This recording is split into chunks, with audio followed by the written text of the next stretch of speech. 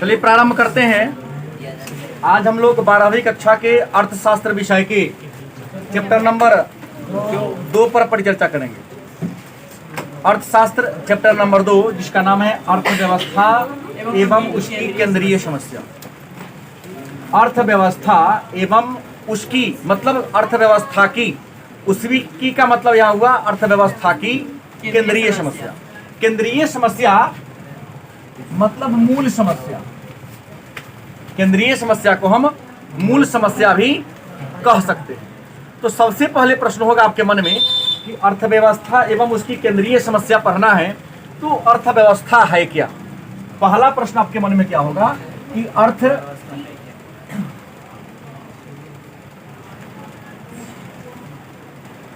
क्या है, अर्थव्यवस्था क्या है या अर्थव्यवस्था से आप क्या समझते हैं। तो अर्थव्यवस्था आजीविका अर्जन की एक इकाई।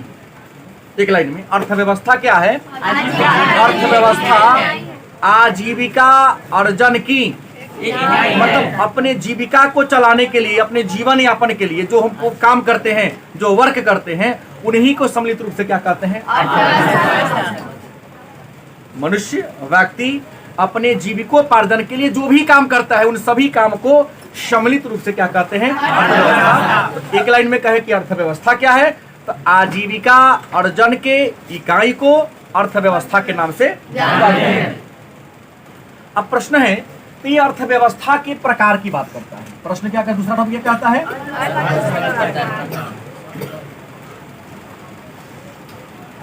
अर्थव्यवस्था के प्रकार। तो संसार में जितने भी देश हैं उन सारे देश की अर्थव्यवस्था को 3 वर्गों में बांटा गया है।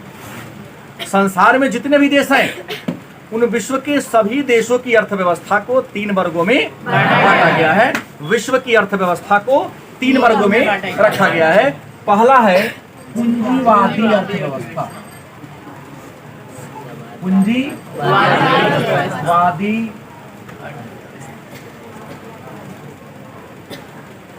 अर्थव्यवस्था। दूसरा है समाजवादी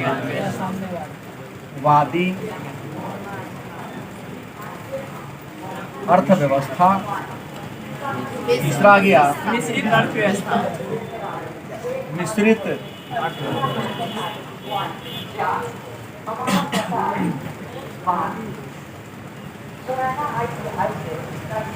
अर्थव्यवस्था के कितने प्रकार हैं, अर्थव्यवस्था के 3 प्रकार हैं, पूंजीवादी समाजवादी अर्थव्यवस्था। पूंजीवादी, समाजवादी और मिश्रित अर्थव्यवस्था को 3 वर्गों में। आर्थिक प्रणाली के आधार पर अर्थव्यवस्था के कितने प्रकार हैं, अर्थव्यवस्था के कितने भेद हैं, तो अर्थव्यवस्था के 3 भेद हैं। इसमें सबसे पहले पढ़ेंगे पूंजीवादी अर्थव्यवस्था। सबसे पहले क्या करेंगे, पूंजीवादी अर्थव्यवस्था का एक अन्य नाम है बाजार अर्थव्यवस्था। बाजार अर्थव्यवस्था।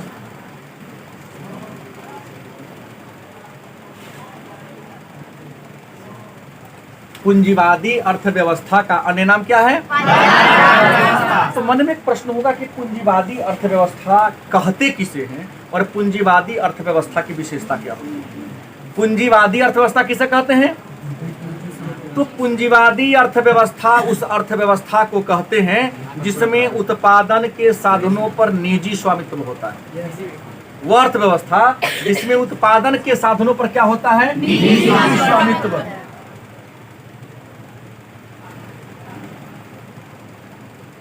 उत्पादन के साधनों पर निजी स्वामित्व होता है। अब कहोगे सर उत्पादन के साधन क्या है, तो कल के क्लास में, पिछले क्लास में हमने चर्चा किया उत्पादन के 5 साधन होते हैं, भूमि, श्रम, पूंजी, साहस, संग्रह। उत्पादन के कितने साधन हैं, उत्पादन के सभी साधनों पर निजी स्वामित्व हो तो उस निजी स्वामित्व वाले अर्थव्यवस्था को हम पूंजीवादी अर्थव्यवस्था के नाम से जानते हैं। इसमें वस्तु का उत्पादन, वस्तु का विनिमय, वस्तु का वितरण, वस्तु के कीमत का निर्धारण निजी लाभ की भावना को ध्यान में रखकर किया जाता है। उत्पादन, विनिमय, वितरण, कीमत का निर्धारण सब निजी लाभ की भावना से किया जाए तो वैसी अर्थव्यवस्था को हम क्या कहते हैं? इसका सीधा उदाहरण है यूएसए। कई देश है लेकिन यूएसए अमेरिका चूंकि प्रचलित नाम है, तो अमेरिका पूंजीवादी अर्थव्यवस्था की विशेषता है, उदाहरण है, सॉरी। तो मन में एक प्रश्न होगा कि सर पूंजीवादी अर्थव्यवस्था की विशेषता क्या है? तो हमने परिभाषा बोला है, पहली विशेषता है निजी स्वामित्व या निजी संपत्ति। पहली विशेषता क्या है? तो पूंजीवादी अर्थव्यवस्था में संपत्ति क्या होता है? निजी होता है। उत्पादन कितना करना है, कैसे करना है, किस विधि से करना है, मूल्य कितना होगा, वो सब किसी कंपनी का निजी मामला होता है। सरकार को उसमें हस्तक्षेप करने का कोई अधिकार नहीं है। दूसरा आर्थिक स्वतंत्रता। दूसरा क्या है? आर्थिक स्वतंत्रता।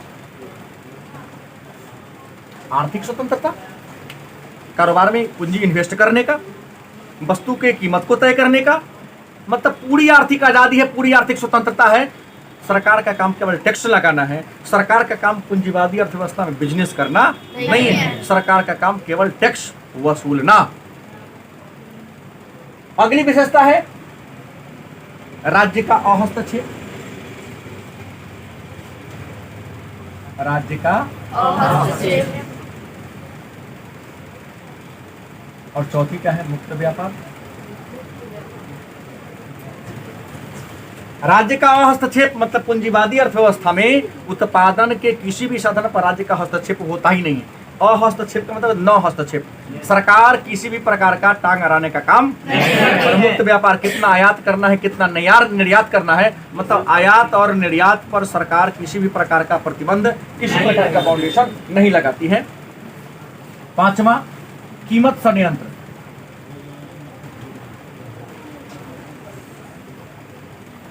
कीमत कितना होगा सरकार तय नहीं करेगी। बाजार में जाएगा, बाजार स्वयं तय कर लेगा, क्योंकि मांग और पूर्ति के सापेक्षिक शक्तियों के द्वारा कीमत का निर्धारण होता है। कहाँ? बाजार में। किस अर्थव्यवस्था में? हमने कहा पूंजीवादी अर्थव्यवस्था का नाम है बाजार अर्थव्यवस्था, क्योंकि यहाँ कीमत वस्तु का मार्केट में तय होता है। सरकार के घर में इसका कीमत तय नहीं होता है। और अंत में है प्रतियोगिता। पूंजीवादी अर्थव्यवस्था में क्या होता है? कंपटीशन होता है। मार्केट में बने रहना है तो मार्केट में बने रहने के लिए आपको कंपटीशन करना पड़ेगा। एक ही प्रकार के 100 कारखाने हैं, जो सबसे अच्छा क्वालिटी देगा, गुणवत्तापूर्ण वस्तु देगा, वो मार्केट में टिकेगा। जो गुणवत्ता खराब देगा, बीएसएनएल की तरह मार्केट से क्या होगा? जाएगा। और जो सस्ता देगा, सुंदर देगा, टिकाऊ देगा, वो मार्केट में रहेगा। तो यहाँ कंपटीशन भी खूब होता है। तो ये है पूंजीवादी अर्थव्यवस्था की क्या है? दूसरा है समाजवादी अर्थव्यवस्था। किसे कहते हैं? समाजवादी अर्थव्यवस्था क्या है या समाजवादी अर्थव्यवस्था किसे कहते हैं? समाज प्लसवादी। समाज माने सोसाइटीवाद माने विचार। वह अर्थव्यवस्था, समाजवादी अर्थव्यवस्था उस अर्थव्यवस्था को कहते हैं जिसमें उत्पादन के साधनों पर सामाजिक स्वामित्व होता है। उत्पादन के साधनों पर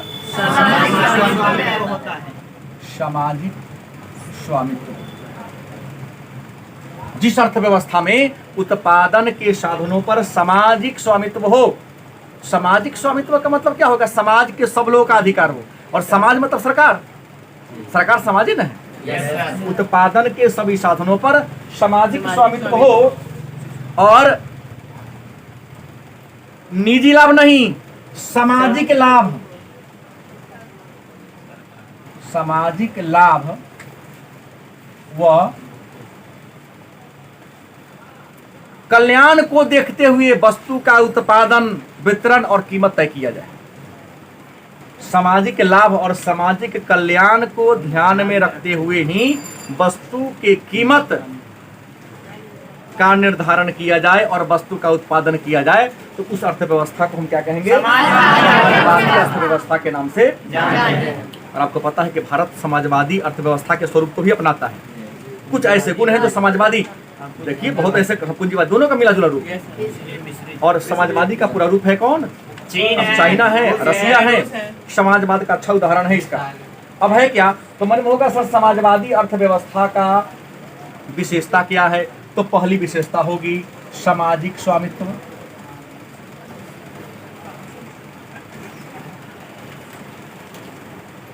पहली विशेषता क्या होगी? उत्पादन के सभी साधनों पर सरकार का अधिकार होगा। जैसे रूस में जाके देखो, चीन में जाके देखो, जो भी है सब किसका है? सरकार का है। सरकार तय करेगी कितना मात्रा में किस चीज का हमको प्रयोग करना है। आर्थिक स्वतंत्रता की अनुपस्थिति, हम इसको आर्थिक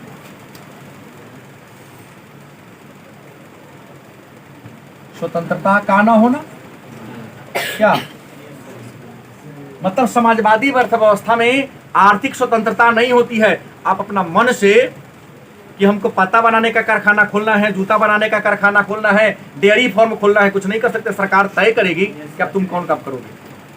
जैसे घर में तुम्हारे पिताजी तुम्हारे लिए करते, तुमको क्या तय करना है? मैं तय करूंगा, तुम नहीं तय करोगे। जिस दिन स्वावलंबी होना तो सोच लेना अपना। गलत कि सही? मत हमारा परिवार समाजवाद का उदाहरण है। वही होता है जो पिताजी चाहते हैं। हाँ, बोलने की आजादी, मतलब उत्पादन के साधनों में मैं कमाई हूं तो मैं कैसे इन्वेस्ट करूंगा, ये मेरा अधिकार है, एकाधिकार है। तुम 10 दिन कमा के देना, उस दिन किसी के बारे में सोचना। 2 मिनट में खुल जाएगा, बैठ जाओ। तीसरी विशेषता क्या है? तीसरी विशेषता है कीमत संयंत्र की गौण भूमिका। कीमत की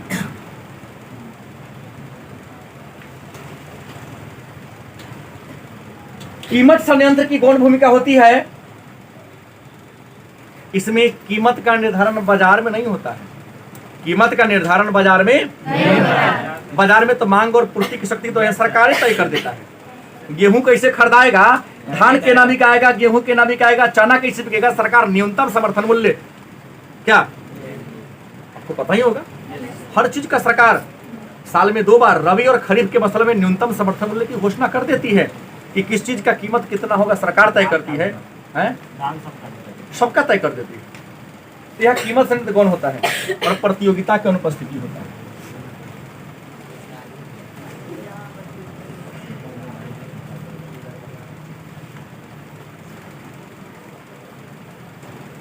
समाजवादी अर्थव्यवस्था में कोई कंपटीशन नहीं होता है, क्योंकि सरकार स्वयं खुद मालिक है, व्यक्ति मालिक है। हाँ, उत्पादन के सभी साधनों का मालिक सरकार खुद है, इसलिए यहाँ किसी प्रकार का कोई कंपटीशन नहीं होता है।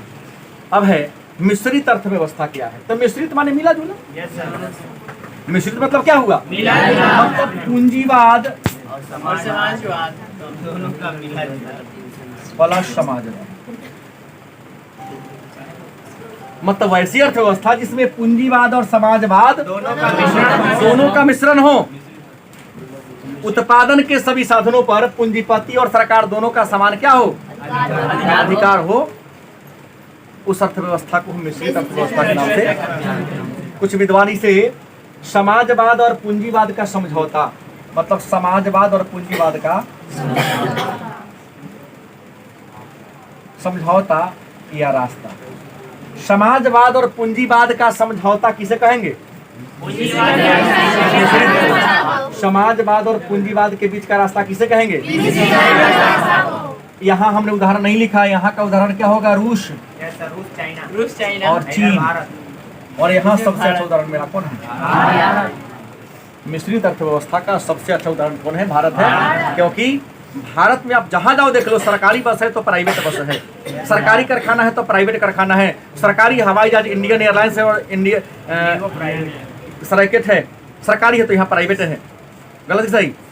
सरकारी कपड़ा का दुकान है तो प्राइवेट भी कपड़ा का दुकान है, सरकारी होटल है तो प्राइवेट होटल भी है। सब कुछ सरकारी और सब कुछ यहाँ प्राइवेट है। अलग बात है आपको ज्ञान नहीं है, हर गांव में सरकारी दुकान है। अलग बात है कि आप ज्ञान क्या हो नहीं जानते कि डीलर को सरकारी दुकान है, डीलर का दुकान सरकारी दुकान है, जहाँ सरकार तय करती है कि 2 रुपये किलो गेहूँ, 2.5 रुपये किलो चावल देना है, सॉरी 3 रुपये किलो चावल ही मिलता है। हाँ, चावल के सब पहले नमक भी मिलता था, कोरोना काल में चना भी मिला है, दाल भी मिला है, माचिस भी मिला है, सोया भी मिला है, बोल रहा है। अब क्या है? तो मिश्रित अर्थव्यवस्था की विशेषता क्या है या इसके घटक कौन कौन है? तो मिश्रित अर्थव्यवस्था की पहली विशेषता है कि पूंजीवाद और समाजवाद का सह अस्तित्व। पहली विशेषता क्या है? पूंजीवाद व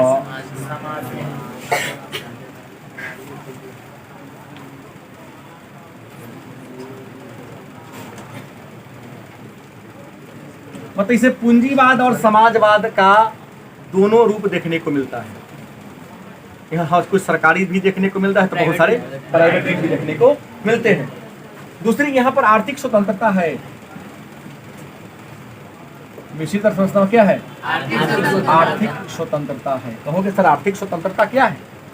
तो आपको पैसा, आपके पास रुपया है तो चाहो तो कारोबार में इन्वेस्ट कर सकते हो। सरकार रोकने नहीं, सरकार से परमिशन का ही ले लेना है कि हम ये काम करने जा रहे हैं, हमको थोड़ा वहाँ सुरक्षा ये सब मुहैया करा दिया जाए। आपके पास पैसा है, कारखाना लगाओ, सरकार आपको सुरक्षा देती है, आपको सब्सिडी देती है। सरकार कारखाना खोलने के बाद 10 लाख रुपया महिला के नाम पर ले लो, ब्याज फ्री। पुरुष के नाम पर 5-10 लाख रुपया ले लो तो 10 लाख का 1% ब्याज तुमको देना होगा। महिला के नाम पर 10 लाख रुपया लो तो 5 लाख फ्री, 5 लाख पर ब्याज देना पड़ेगा, वो 1%। लेकिन पढ़ोगे लिखोगे तब न जानोगे बिहार सरकार की योजना है ये। बहुत सारे अमीर लोग उठा रहे हैं, फायदा उठा रहे हैं। हाँ, वो योजना निकला है हमारे तुम्हारे लिए, लेकिन फायदा कौन उठा रहा है? थोड़ा भी बुद्धि है तो जा करके एक बनाना है कार्ड, और कार्ड बना करके मम्मी के नाम पर पैसा उठा करके खूब फायदा कमाओ, तब अमीर बनेगा, ना तो गरीब का गरीब ही रह जाएगा। इसके लिए पढ़ना भी पड़ेगा। मम्मी के नाम पर कोई पत्ता बनाने का कारखाना खोल दो, चप्पल जूता बनाने का कारखाना खोल दो, क्या दिक्कत है?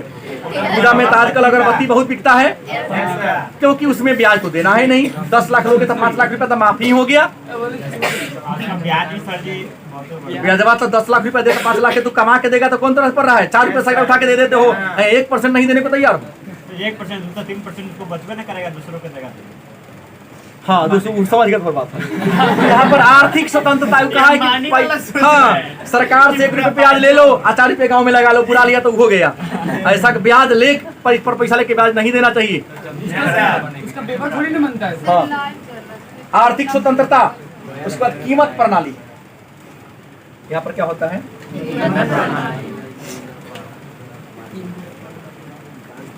यहाँ पर कीमत का निर्धारण में एक बात विशेष ध्यान दिया जाता है कि लाभ को उद्देश्य में रखकर कीमत तय नहीं किया जाता। सामाजिक हित, सामाजिक कल्याण को देखते हुए तब यहाँ पर कीमत का निर्धारण किया जाता है। और यहाँ पर चौथा सीमित प्रतियोगिता है।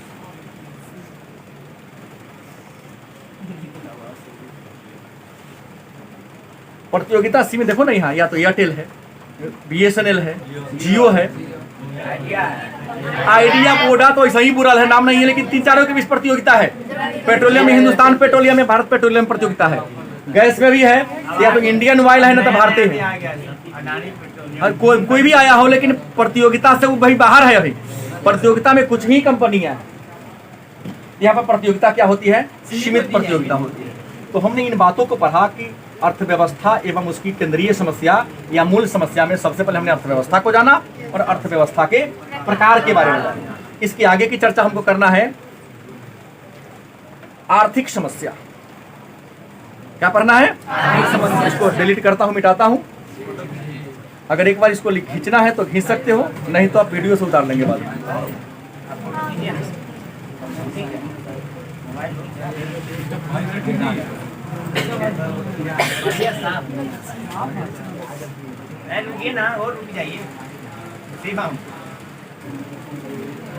अब आइए आगे हम बढ़ते हैं।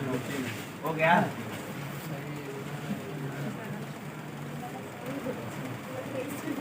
ये सारे 2-2 नंबर का प्रश्न है, इसको भ्रम में न रहे कई वस्तुनिष्ठ यहाँ से निकल गया। 2 नंबर का भी है, 1 नंबर का, 5 नंबर का।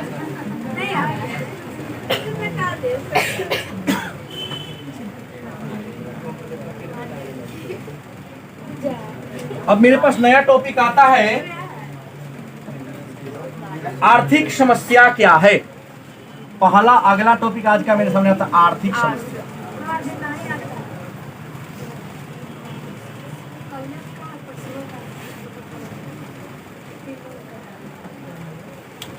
टॉपिक क्या है? आर्थिक समस्या क्या है।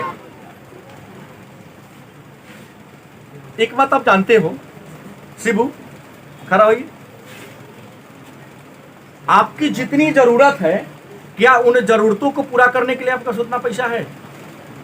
नहीं है। कि है? ऐसे कोई छात्र यहाँ बैठे हैं जिनकी जितनी जरूरत है उतना रुपए उसके पास है? नहीं है। जरूरत पूरा हो जाता है, ना लेकिन जरूरत सर पूरा हो ख्वाहिश जाता है, बढ़ती रहती है, ख्वाहिश बढ़ती रहती है। Sit down। बात ये पूरा नहीं होता है। आर्थिक जरूरत तो समस्या, कभी पूरा नहीं होगा। गांधी ने कहा कि पेट भरने के लिए बहुत कुछ है, पेटी भरने के लिए कुछ भी नहीं है। तो यहाँ तो पेटी भरने की बात है, पेट भरने की बात है क्या? तो आर्थिक समस्या क्या है? तो एक बात याद रखिएगा, आवश्यकता अनंत,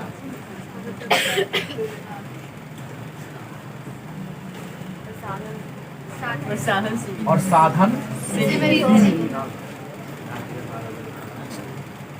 आवश्यकता मतलब जरूरत, आवश्यकता मतलब जरूरत बहुत ज्यादा है। यस सर, साधन से शॉर्ट हो गया तो फुल पैंट चाहिए, फुल पैंट तो फिर जूता चाहिए, जूता हो गया तो फिर अंदर का चड्डी चाहिए, वो हुआ तो फिर शॉर्ट पुराना हो गया, फिर गलत सही। और ये सब चीज है तो नया मॉडल नया आ गया, अब नया मॉडल वाला होगा तो अच्छा लगेगा। तो प्रश्न है कि आर्थिक समस्या क्या है? तो मानव की आवश्यकता अनंत है, लेकिन आवश्यकता को पूरा करने के लिए साधन क्या है? इन सीमित साधनों से माने कम रुपया से अपने सभी आवश्यकताओं को पूरा करना पड़ता है, सभी आवश्यकताओं को पूरा करना पड़ता है। इसी समस्या को हम आर्थिक समस्या के नाम से, सीमित साधनों से असीमित आवश्यकता को पूरा करने की समस्या ही आर्थिक समस्या है। तो मन में एक प्रश्न होगा कि सर आर्थिक समस्या कैसी समस्या है? प्रश्न आया, आर्थिक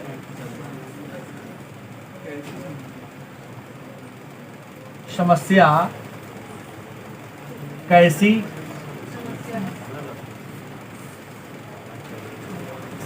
समस्या है? आर्थिक समस्या,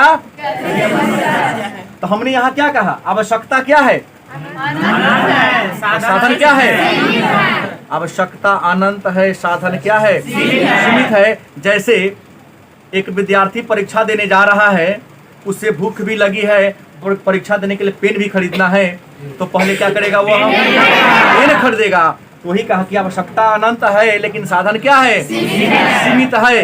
तो सीमित साधनों से असीमित आवश्यकता को पूरा करना क्या है? तो आर्थिक समस्या कैसी है? तो आपने कह दिया सर, चयन की समस्या। चयन का हो या अंग्रेजी में चॉइस। हमने कहा परीक्षा देने जा रहे हैं, भूख भी लगी है, बिना खाए काम तो एकदम नहीं चलाएगा, लेकिन 5 रुपया है, लिंग गलाइसर का दाम 5 रुपया है, तो 2 गिलास पानी पी लेंगे, मंगनी फ्री वाला पानी पी लेंगे, फ्री में 2 गिलास क्या कर लेंगे? पानी पी लेंगे, थोड़ा एनर्जी मिल जाएगा, जाके कलम लेकर परीक्षा में लिख देंगे, वहां से आएंगे। तो भोजन कैसे होगा इसका जुगाड़ तलाश करेंगे। चुनाव करना है कि जो ज्यादा जरूरत है वो काम पहले पूरा किया जाए, जो जरूरत कम है उसको टाल दिया जाए। तो आर्थिक समस्या, तो फिर कोई पूछेगा आर्थिक समस्या चयन की समस्या क्यों है? एक लाइन में अगर पूछ दे कि आर्थिक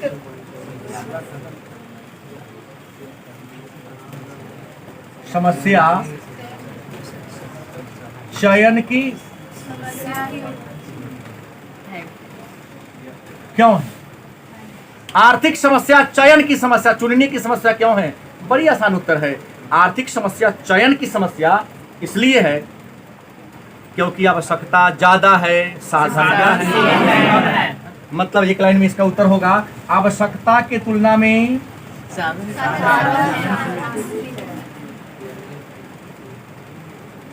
साधनों का कम होना।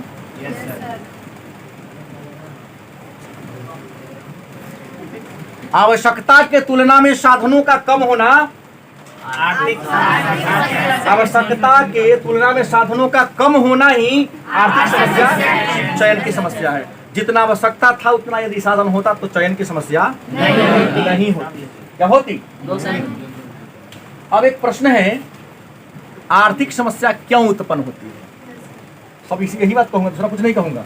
यह एक टॉपिक आया कि आर्थिक समस्या क्यों उत्पन्न होती है? आर्थिक समस्या क्यों उत्पन्न होती है, क्यों पैदा होती है? तो मैं आपको बता दूं, आर्थिक समस्या के उत्पन्न होने के कई कारण हैं। पहला कारण है असीमित आवश्यकता। पहला क्या है?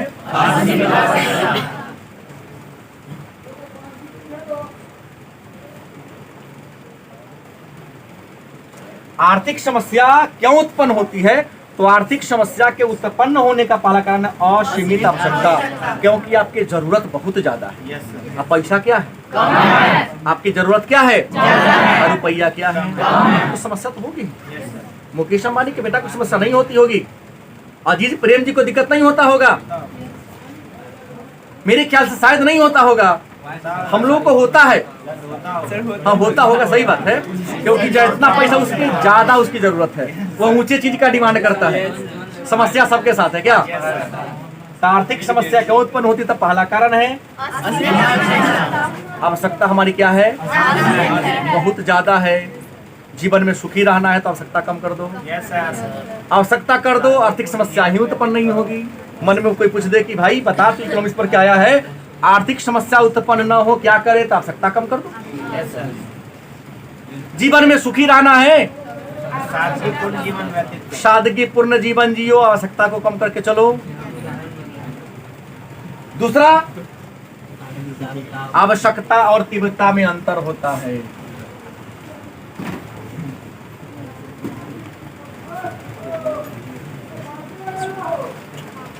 आवश्यकता और तीव्रता में कहोगे सर आवश्यकता और तीव्रता का मतलब क्या होता है? तो आवश्यकता माने जरूरत और तीव्रता माने बहुत जल्दी। अब देखो, तुम घर जाते हो, मम्मी बोलती है खाना खाओगे, ना खाएंगे, भूख नहीं लगी है, और ज्यादा भूख लगल हो, अरे लेट काहे कर है, जल्दी लाइए ना। आप किसी चीज को इनकार तब तक करते हैं जब तक आपका काम चल रहा है, और जब तक काम न चलेगा तो ना हिसाब हाथ बाद में धोआएगा। वे लाइए ना, इतना भूख लगी है कि सीधा बैठते ही कोरोना बाद में जाएगा। खाली बैठेंगे, वही दे गिलास पानी वही में तरीका हाथ बुरका के धो लेंगे, थोड़ा सा गमछा से पोंछ लेंगे, फिर खाना शुरू कर देंगे। यदि ज्यादा तीव्र हो तो आवश्यकता और तीव्रता, आवश्यकता है लेकिन आवश्यकता ज्यादा तीव्र होगा तो आर्थिक समस्या उत्पन्न होगी। आवश्यकता है लेकिन ज्यादा तीव्र नहीं है तो आर्थिक समस्या उत्पन्न नहीं।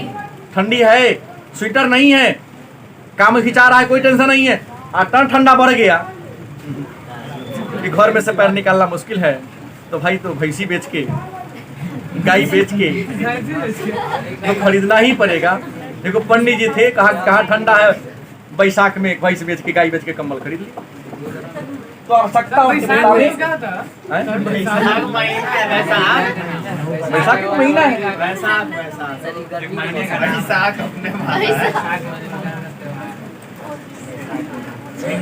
सीमित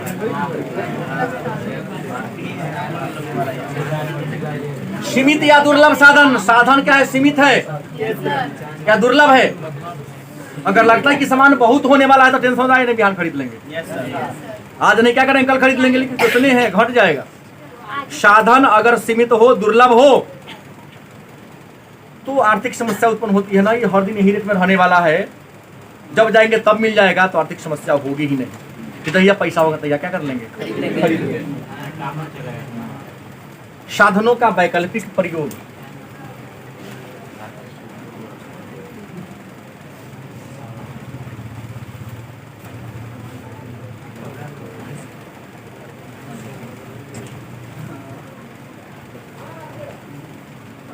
साधनों के वैकल्पिक मतलब कुछ ऐसे साधन हैं जिसका अनेक कामों में आप प्रयोग कर सकते हैं। कुछ ऐसे साधन हैं जिसका आप अनेक वर्ग में, अनेक क्षेत्र में प्रयोग करते हो। कहोगे सर ऐसा कौन चीज है जिसका हम अनेक क्षेत्रों में प्रयोग करते हैं? उसका नाम है बिजली। बिजली से फैन जला लो, पंखा चला लो, मोबाइल चार्ज कर लो, कल कारखाना को लगा लो, आयरन कर लो, सब कुछ कर सकते हो। इसलिए थोड़ा देर बिजली कटती है, थोड़ा देर अगर बिजली कटती है तो आपके पास टेंशन हो जाता है। इसलिए आर्थिक समस्या वैकल्पिक समस्या है। अगर उसका बिजली के बिना भी मेरा काम चलता तो बिजली रहे या ना रहे हमको इससे फर्क होने वाला नहीं है। जैसे आज से 30 साल पहले कोई फर्क नहीं था, कब आया कब नहीं गया, लेकिन अब तो बिजली के बिना काम चलने वाला नहीं है, इसलिए हमको दिक्कत हो रहा है। अब है चयन या चुनाव की समस्या।